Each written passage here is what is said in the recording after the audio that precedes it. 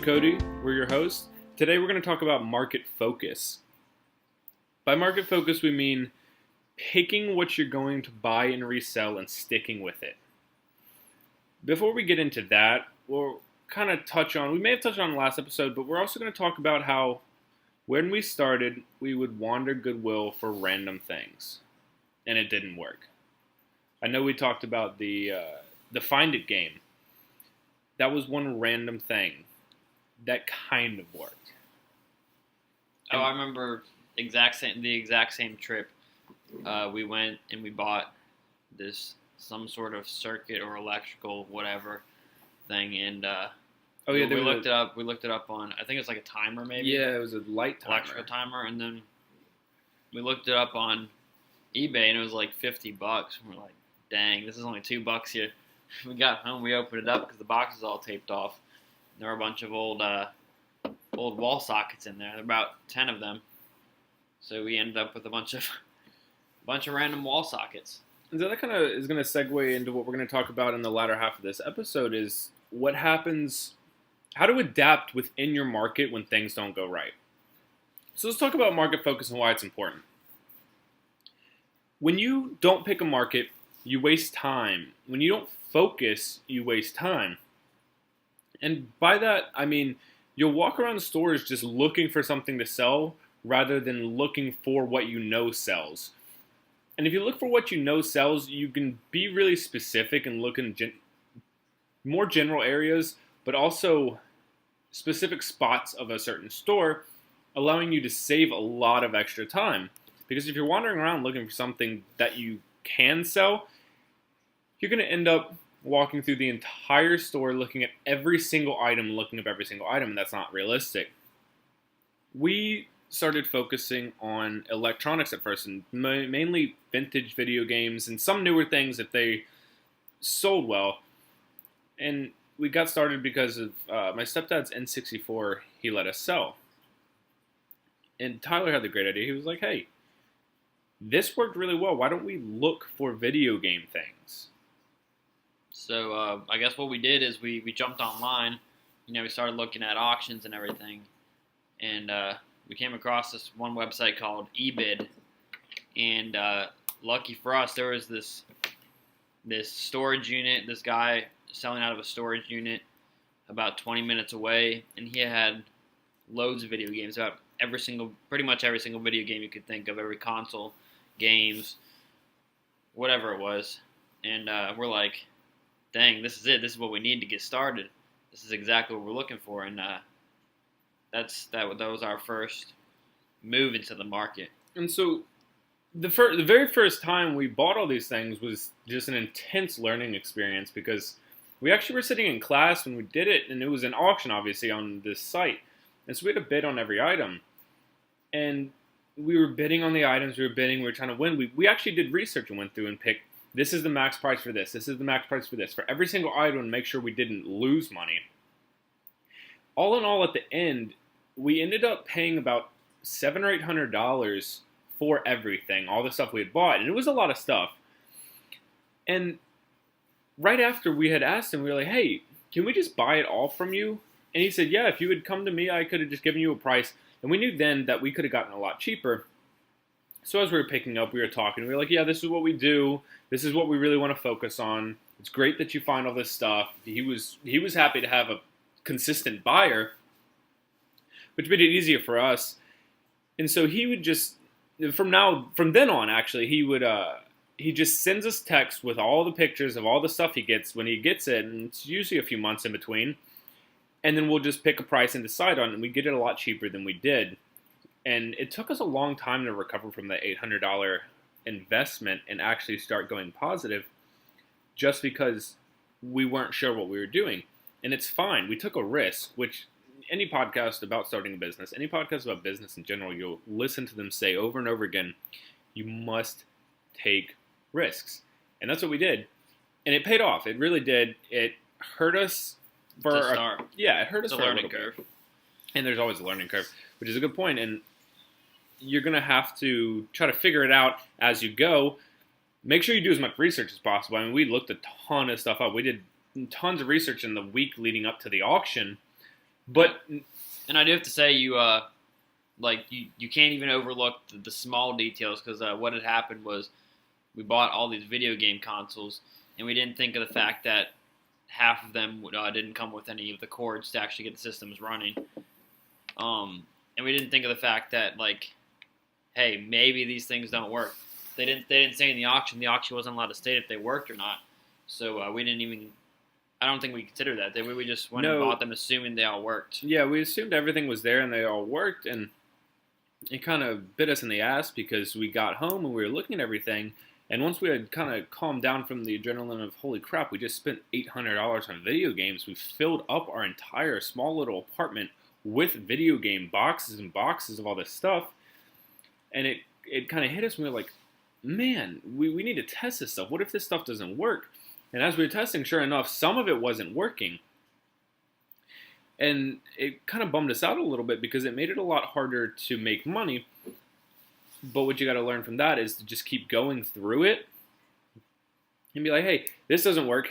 All right, let's just try to get a little bit of money back from it. We'll sell it for parts for $10. Normally it'd sell for $60 if it works, but we can at least get that $10 and try to make sure we at least break even. And that's what we did. Another mistake we had was we went and bought all those cords. We spent, what? $120, I believe. Yeah, $120 on like power and AV cords for a lot of these consoles. What we didn't know at the time, because we didn't have a lot of experience in it, is that you end up losing money if you do that, when you can just sell the consoles as is. You can get one cord, test all the consoles of all the same console with that one cord, make sure they all work, and then just sell each console without cords. People will still buy them because the cords aren't hard to get, and a lot of people just have them laying around their house. And so that was another thing we learned. And I think the valuable part of this was that if we hadn't picked the specific market and hadn't picked the video games, I doubt we would have even gotten into it, to be honest. Exactly. We would never have learned all these little things with every single piece that we could have bought. And we would have gotten so discouraged walking around Goodwill. Right, like, we still would have been walking around Goodwill. I know. We'd be looking for these stupid things that we had no idea. We'd be looking through every single item like, this is dumb. We're not making any money. We'd spent $800, and by the end of probably the first month, we'd probably sold, like, in sales, probably like $600 worth of sales. So we weren't positive yet, but we were selling a lot. If we hadn't been, by the end of the same month, if we hadn't gone under the video games and chosen a market, we would probably be maxed out at like $45 worth of sales.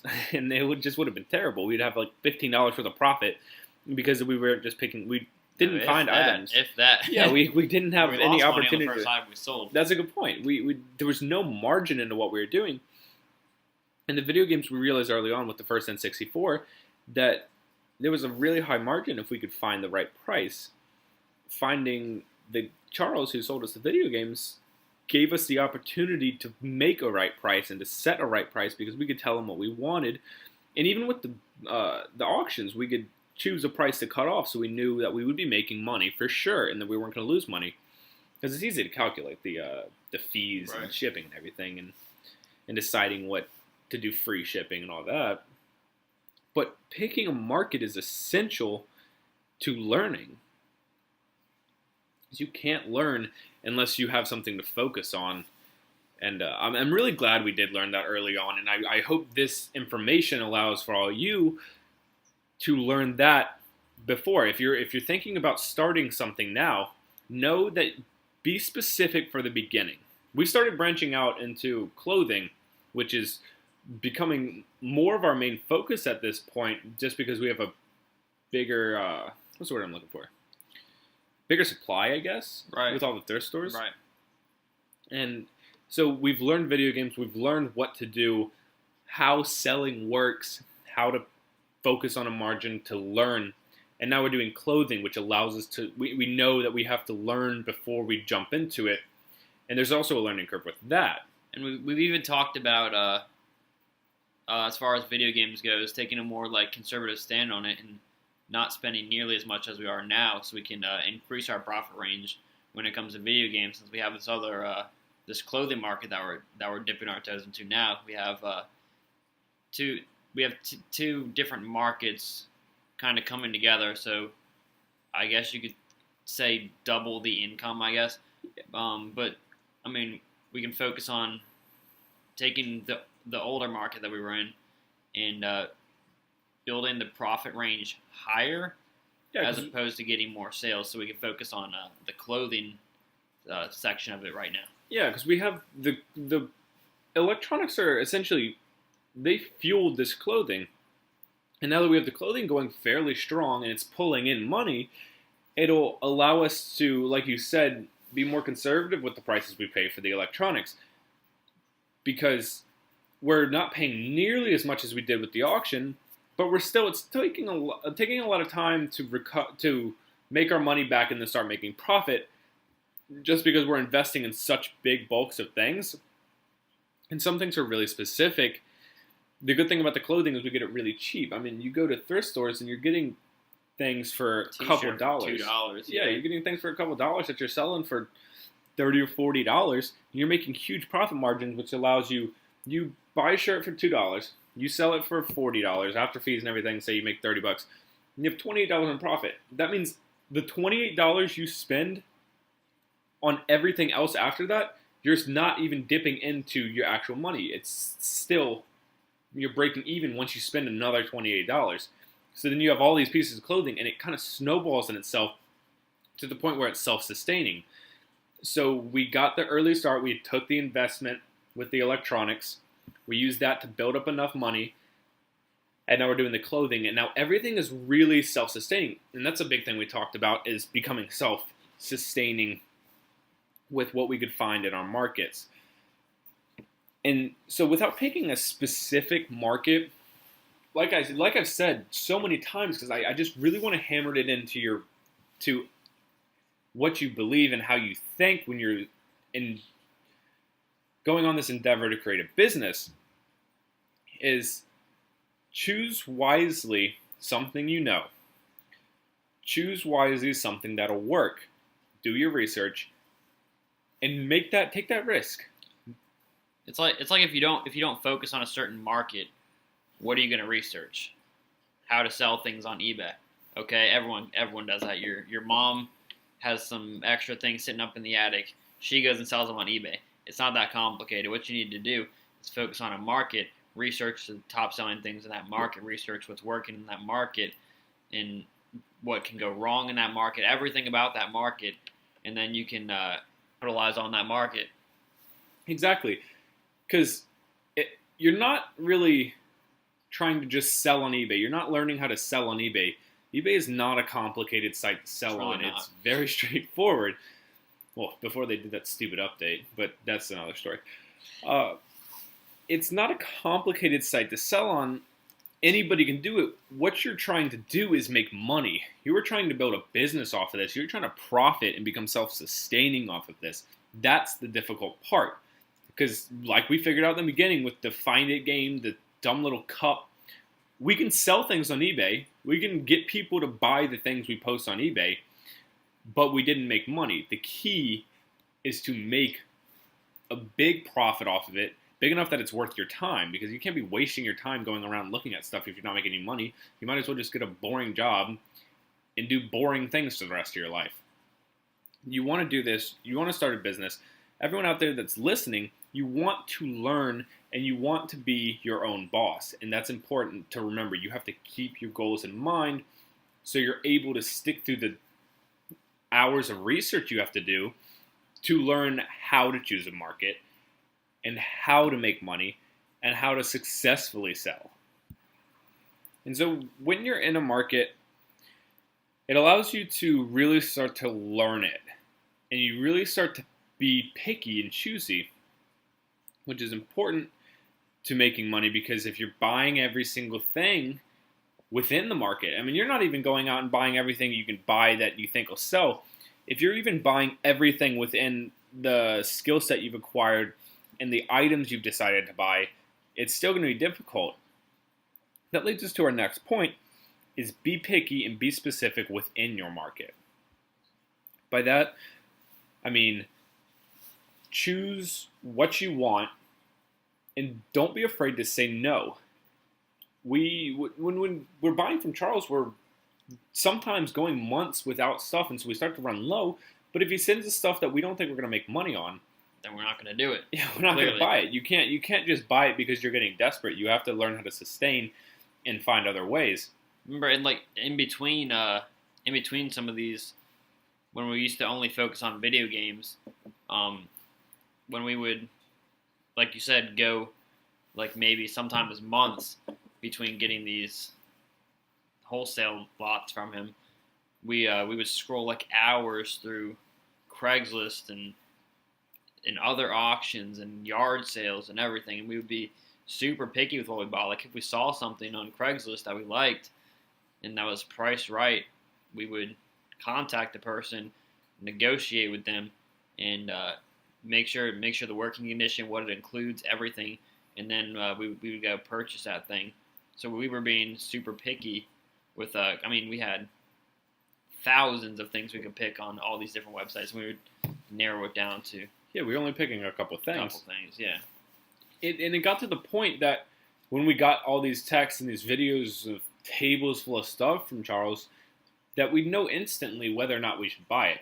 We'd see it, and he'd skim around, and we'd see a bunch of PlayStation 3s, a couple PS2s, some PS3 games, and we'd be like, no, that's not going to sell. We're not going to make our money back. Or like we've had, for an example, we've had 3 PS3s. At this point, we see the table. We're like, man, one of them sort of worked. The other 2 didn't work at all. Yeah. We couldn't make money on any of the PS3s we had. Yeah, I think we still have one from like the very first time we bought from the auction. We have one from the very, very first. That was over a year ago. They don't sell. It's not the fact that it doesn't sell. It's the fact that we bought it. It didn't work. It didn't come with any cords. I think we have it listed for like $9.99. Yeah, it's parts like $10. We've had like, I don't know, 1,000 views on it.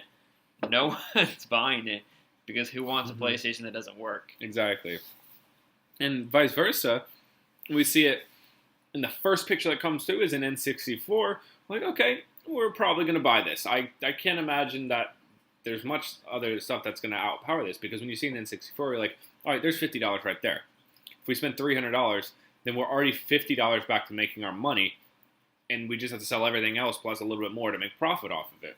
And what we do is we make a spreadsheet. We go through the pictures and videos of this lot we're looking at, and we start pricing the things like, all right, this works. This is $50. This works. $30. $20. If this works, we could make 50, but we don't know if it works. Let's leave that one off. And we make sure we have like a pretty close to guaranteed a price of what we're gonna make on all these items.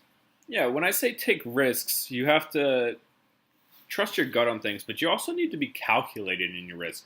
So like Tyler was saying, go through, make a spreadsheet, and figure out exactly how much everything's going to cost you, exactly how much you're going to be able to sell it for, and what are the chances that it doesn't work, and will everything else cover it if a couple items don't work.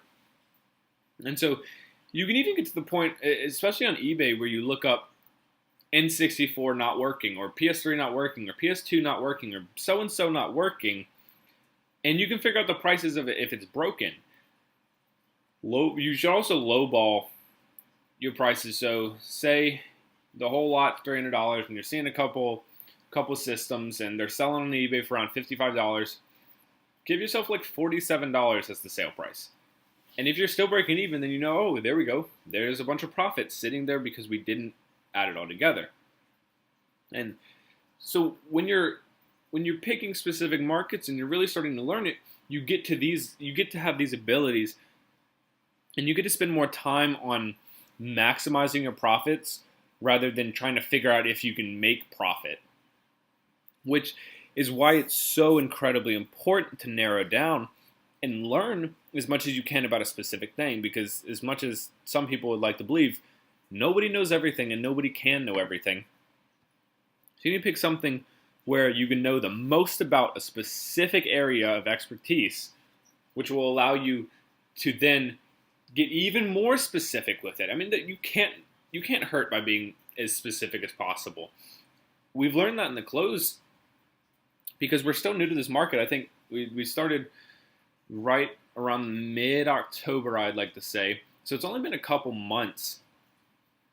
And we're still really new, and we're learning all these different things about what clothing sells, why it sells and it's expensive, why there's certain what causes things to be $300 when, say, a jersey that looks the exact same but has a few different details is only $10. There's so much to learn. And since we're getting into it, we're learning. So we're learning, hey, buy jerseys over certain sweaters. So we're like, okay, now we know, focus on jerseys if you see them. And then we're like, okay, what jerseys do we focus on now that we've learned that? It's allowed us to pick brands that we want to buy, and it's allowed us to be more specific.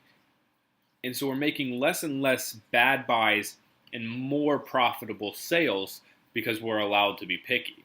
Now, this is a great example of going back to doing research on your market and knowing your market before you get into it. You're not going to know your market 100% when you jump into it. You're not going to be able to research your market and have it down to the pat. Like you're not going to know the market like when you make your first purchase.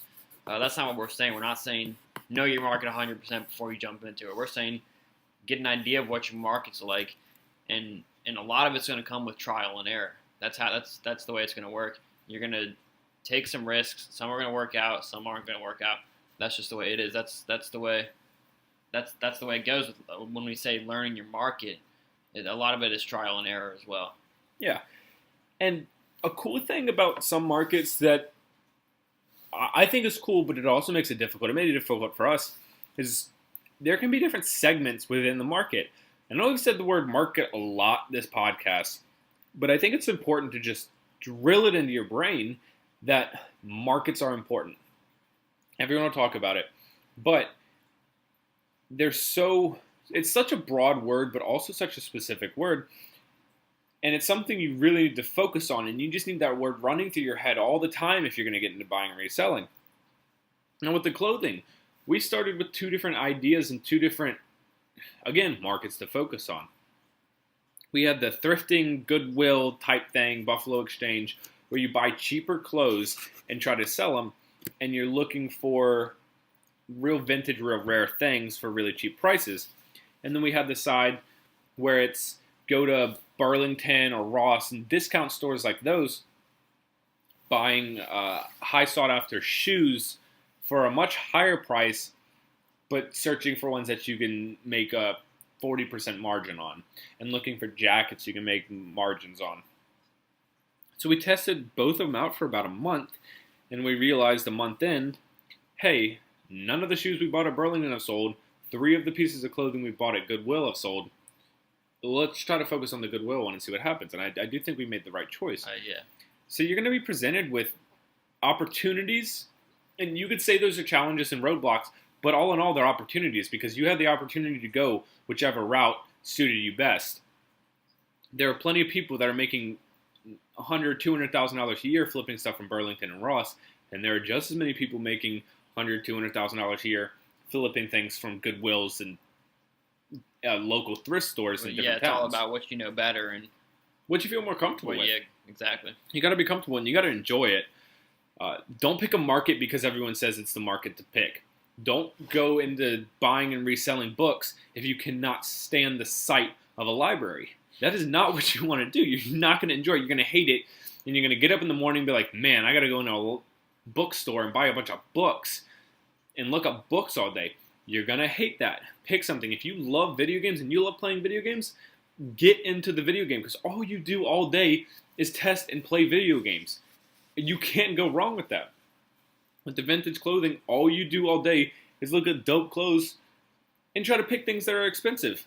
You have to enjoy it. I love going out and thrifting. I look forward to it the night before, getting up to go out and buy things because, 1, I get to spend money all day. 2, I get to find super cool, super rare things. And 3, I get to make money for doing it. I don't see any negative in that entire situation. It's like you go to a store and you go to a different store every day, and you don't know what's going to be in those stores. You don't know what you're going to find that day. Yeah, it's exciting. It's like a treasure hunt. You can go into a store and make $500 on one store.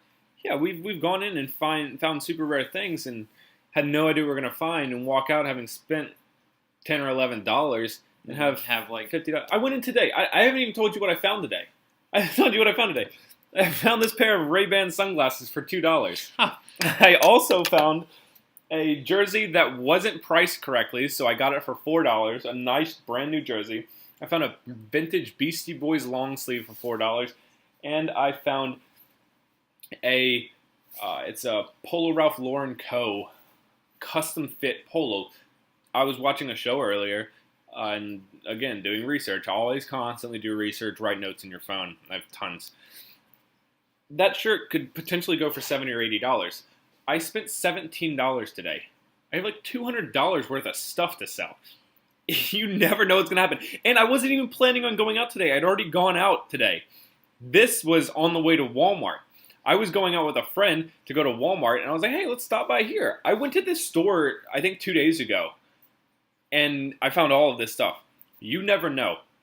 It's great because the opportunities are there. It's great because you get to have fun. And of course, it's great because you get to be your own boss and make money. And I think this is where we're going to leave you guys here today.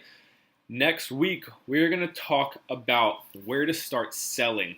We're going to start picking on what places are the best for your market, what places are the best for new sellers, where you should start venturing in if you're already an experienced seller. We're really going into details about that. So I thank you guys for listening. If you haven't heard our first podcast and you just happen to run across this one, make sure you run by and capture that. Listen to that. We talk about our beginning and how we got into selling. Leave a like. Hit that subscribe button because we're coming back at you guys every Monday with a new podcast full of information. Signing off, it's Cody. And this is Tyler. Thanks for listening to the Flipstas. See you next time.